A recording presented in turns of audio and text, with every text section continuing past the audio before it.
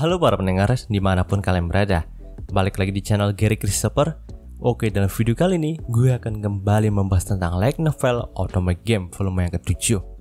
Dalam part sebelumnya, kita sudah melihat kalau Kelly itu berhasil menyelamatkan Yumeria dan Sergei berubah menjadi gumpalan daging hitam karena Ideal telah mengkhianatinya. Pada part kali ini, panel cerita pun dibuka dari keadaan di dalam Licorne. Nah, cerita ini berlatar beberapa saat sebelum Sergei itu berubah menjadi gumpalan daging.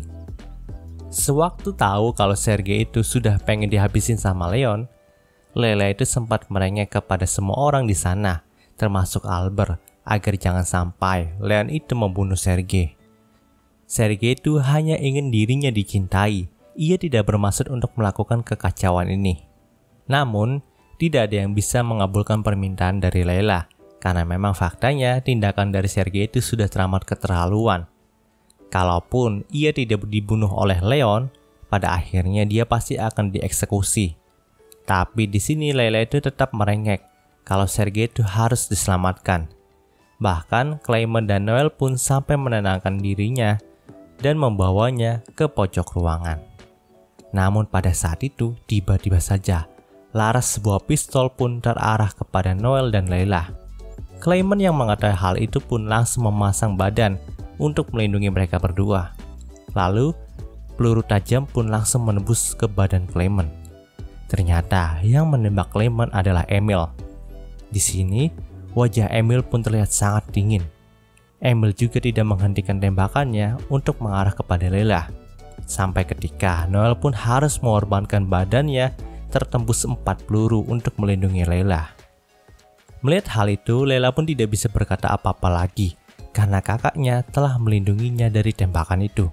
Albert pun langsung berinisiatif untuk mengekang Emil dan membuang pistol itu dari tangan Emil. Di sini, Emil masih berwajah dingin dan berkata kalau ia akan membunuh Layla karena memang Layla itu telah mengkhianatinya dan lebih memilih Sergei dibandingkan dengan dirinya. Namun, Layla pun mencoba menjelaskan kalau ia itu hanya simpati kepada Sergei karena memang Sergei itu mirip dengannya yang selalu mendambakan dicintai oleh orang-orang di sekelilingnya. Di sini nampaknya Emil itu tidak percaya dengan kata-kata dari Layla. Bahkan ia juga malah semakin marah. Anehnya, Emil itu memiliki tenaga super yang mampu membanting Albert dan menghajar Loic yang mencoba menghentikannya untuk membunuh Layla. Hingga pada saat itu, Angie pun mengeluarkan sihir apinya untuk menghentikan langkah dari Emil dan menyerangnya balik. Tapi Emil itu dilindungi oleh Ideal yang tiba-tiba saja masuk ke Licorne. Oh iya, Emil juga dapat mengubah anggota tubuhnya menjadi akar pohon ketika melawan Angie. Namun pertarungan itu berlangsung seimbang. Dan terungkap kalau sebenarnya Emil juga telah membuat kesepakatan dengan Ideal.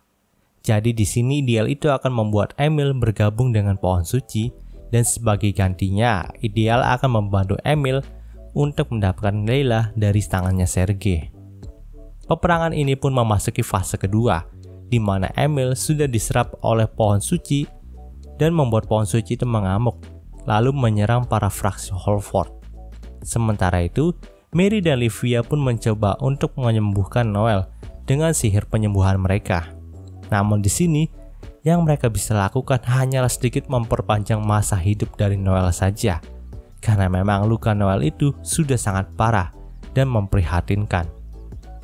Lalu Angie pun berinisiatif untuk mengirimkan pesan kepada Leon agar mengirimkan Luxon ke sini untuk membantu mereka menyelamatkan Noel yang sedang sekarat.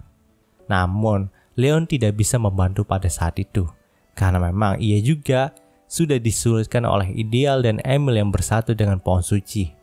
Jadi pada saat Pohon Suci itu bersatu dengan Emil, Pohon Suci juga mengeluarkan sebuah iblis serangga yang menyerang dan mengepung arogan dari segala arah. Leon dan Luxon pun sangat kewalahan karena serangan dari iblis serangga itu. Hingga pada akhirnya Luxon pun memutuskan untuk menggunakan laser dari tubuh utamanya dan langsung menghajarkan Pohon Suci dalam sekali serang. Namun, beberapa kapal yang dikendalikan oleh Ideal pun tidak membiarkan tubuh utama dari Luxon melakukan hal tersebut. Di sini, Ideal mengirimkan 4 kapal untuk menjegal tubuh utama dari Luxon.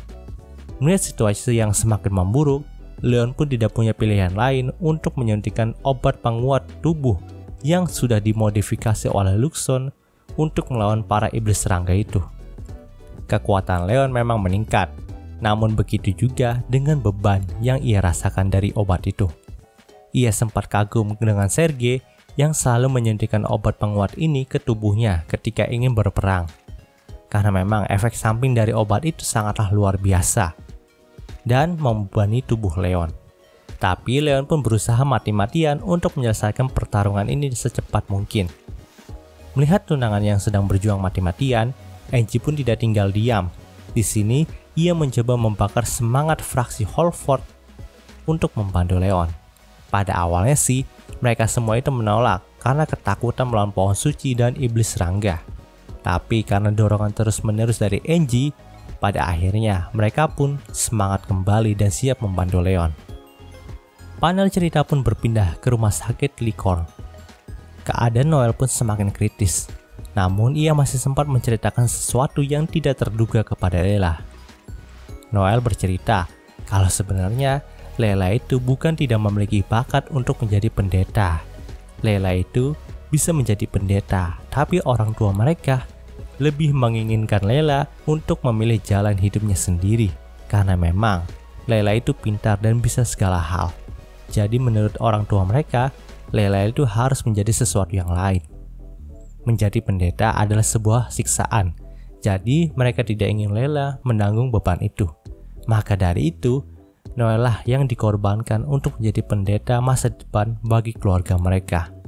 Bahkan, Noel juga diberi amanat untuk selalu melindungi adiknya karena memang Lela adalah cahaya dan harapan dari keluarga Laspines. Melihat fakta yang menyakitkan itu, Lela pun hanya bisa menangis sambil meminta maaf kepada kakaknya. Namun, hal itu percuma saja karena Noel sudah tidak sadarkan diri pada saat itu. Kondisinya semakin kritis dan diambang kematian. Panel cerita pun berpindah ke tubuh utama Luxon lagi. Di sini, Luxon pun terus bertahan dari gempuran kapal yang dikendalikan oleh Ideal. Luxon itu nggak menyerang balik karena ia hanya menyiapkan senjatanya untuk menghancurkan pohon suci. Luxon dan Ideal juga saling beradu mulut tentang pandangan mereka terhadap manusia baru.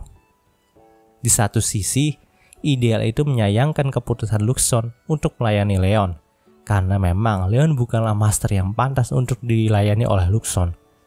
Yang seharusnya dilayani oleh AI adalah manusia era lama saja. Namun di sisi lain, Luxon itu membela Leon, karena Leon adalah master yang pantas untuk dirinya.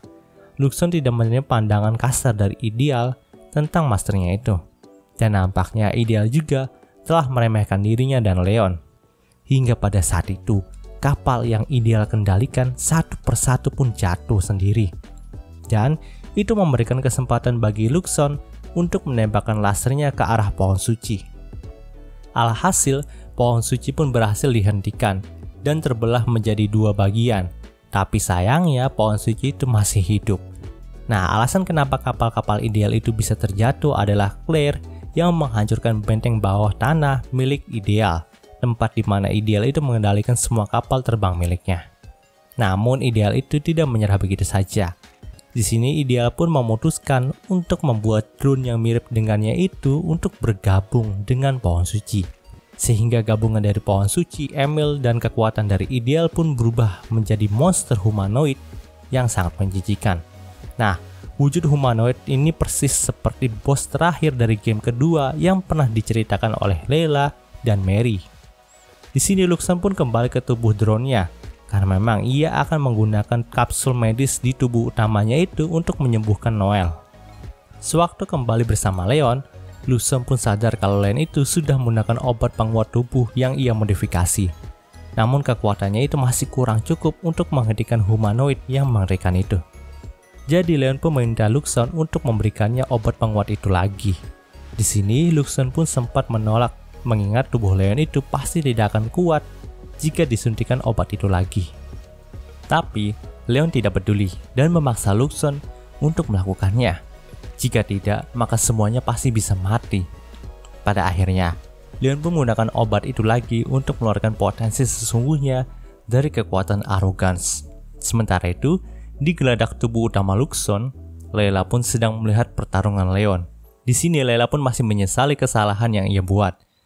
Ia pun memikirkan segala cara untuk membantu Leon. Hingga pada saat itu, ia pun terfikirkan sebuah ide. Di sini Layla pun memasuki kapal kecil dari tubuh utama Luxon dan meledakkan dirinya di dekat jantung dari humanoid itu. Namun, Layla itu nggak mati teman-teman. Layla malah bertemu dengan Emil dalam alam bawah sadarnya. Jadi, Layla itu kayak mengalami mimpi spiritual gitulah saat meledakkan dirinya ke arah humanoid itu. Di sini, Layla dan Emil pun saling berpelukan dan memaafkan satu sama lain akan kesalahan yang telah mereka buat. Hingga pada akhirnya, Emil pun memutuskan untuk kembali melindungi Layla. Pada saat itu, Emil pun menjadi pohon suci muda untuk Layla. Dan disitulah Layla mendapatkan lambang pendetanya. Layla juga sempat mendengar kata-kata dari kakak perempuannya yang mengatakan kalau ia akan memberikan layanan penyelamatan kepada Layla yang terakhir. Lalu, Layla pun terbangun dari mimpi spiritualnya dan di dekatnya ada pohon suci muda yang merupakan perwujudan dari Emil. Sementara itu, Luxon pun melihat kalau humanoid itu sedang kesakitan. Jadi ini adalah kesempatan emas bagi ia dan Leon untuk memusnahkan monster itu. Lambang penjaga Leon juga sempat bersinar dan ia sempat mendengar suara dari Noel yang meminta Leon untuk menyelamatkan Layla. Di sini, Arrogance pun langsung mengangkat pedangnya dan mengumpulkan seluruh energi yang ia punya dalam pedang itu. Lalu dengan sekali tebasan, tubuh humanoid itu langsung musnah dari muka bumi ini. Setelah memusnahkan humanoid itu, Leon pun bergegas untuk menemui Noel. Di sini, Noel pun sudah tidak bisa bergerak lagi. Walaupun ia sudah mendapatkan perawatan dari kapsul medis Luxon, tapi kelihatannya nyawanya tidak akan terselamatkan. Namun sebelum ajal menjemputnya, ia pun mengungkapkan perasaan cintanya kepada Leon. Lalu ia juga bertanya kepada Leon apakah Leon itu mencintainya juga. Leon pun terdiam sejenak ketika mendengar hal itu. Kemudian ia pun menjawab kalau ia mencintai Noel. Mendengar perkataan itu, Noel pun tersenyum dan berkata kalau Leon itu adalah pembohong yang kejam. Iya, Noel tahu kalau ada Angie dan Livia yang telah menghiasi hati Leon.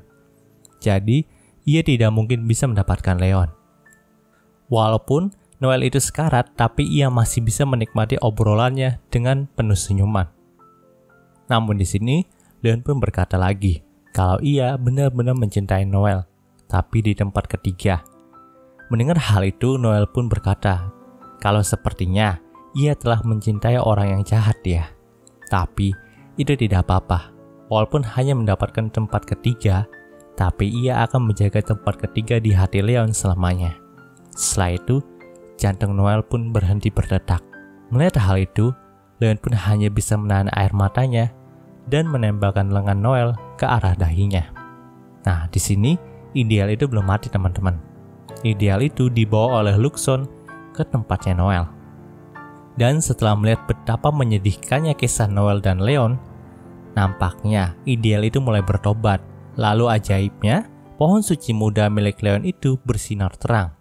Kemudian menyerahkan energi kehidupannya kepada Noel. Di sini jantung Noel pun kembali berdetak lagi. Lalu Ideal pun menyarankan kalau Noel itu harus dirawat ke kapsul medis miliknya saja.